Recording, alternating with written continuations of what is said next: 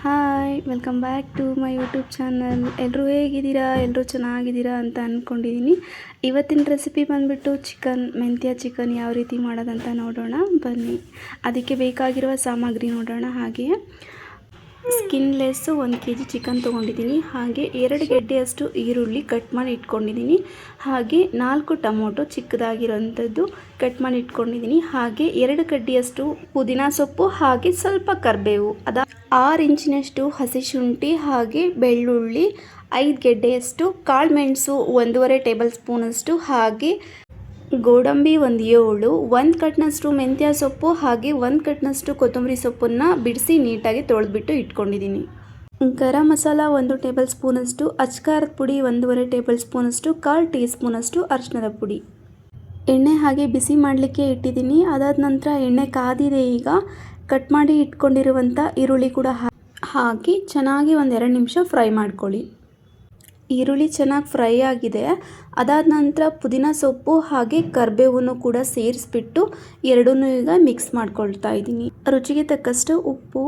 ಚೆನ್ನಾಗಿ ಫ್ರೈ ಆಗಿದೆ. ಅದಾದ ನಂತರ ಬಿಡಿಸ್ಕೊಂಡಿರುವಂಥ ಮೆಂತ್ಯ ಸೊಪ್ಪನ್ನು ಕೂಡ ಹಾಕಿಬಿಟ್ಟು ಮಿಕ್ಸ್ ಮಾಡ್ಕೊಳ್ತಾ ಇದ್ದೀನಿ. ಇದು ಚೆನ್ನಾಗಿ ಹುರಿಬೇಕು.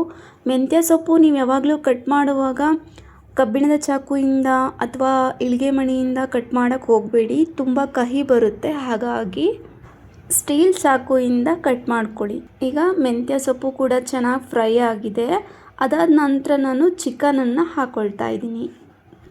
ಚಿಕನೆಲ್ಲ ಹಾಕಿದ ನಂತರ ರುಚಿಗೆ ತಕ್ಕಷ್ಟು ಉಪ್ಪನ್ನು ಸೇರಿಸ್ಬಿಟ್ಟು ಒಂದು ಸಲ ಚೆನ್ನಾಗಿ ಮಿಕ್ಸ್ ಕೊಡಿ.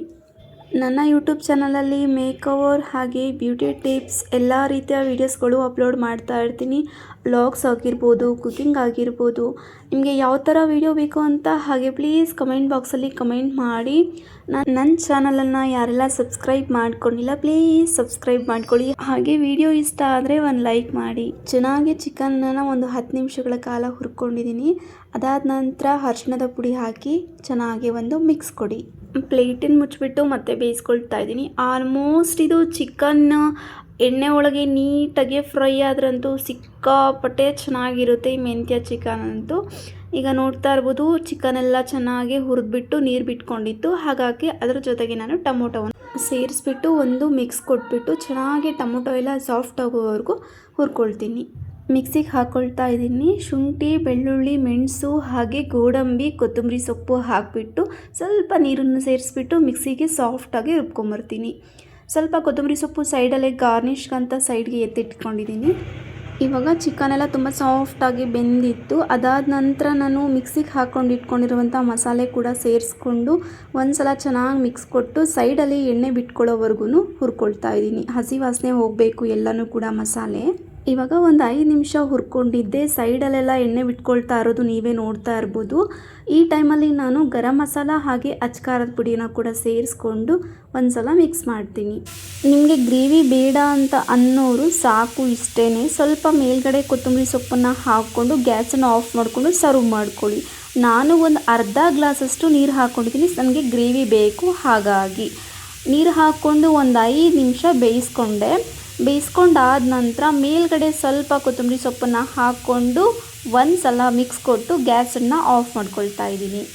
ಮೆಂತ್ಯ ಚಿಕನ್ ಅಂತೂ ಎಲ್ಲದಕ್ಕೂ ಸೂಪರ್ ಆಗಿರುವಂಥ ಕಾಂಬಿನೇಷನ್. ಚಪಾತಿ, ಮುದ್ದೆ, ರೈಸು, ರೊಟ್ಟಿ ಯಾವುದ್ರ ಜೊತೆಗೆ ಬೇಕಾದರೂ ನೀವು ತಿನ್ಬೋದು.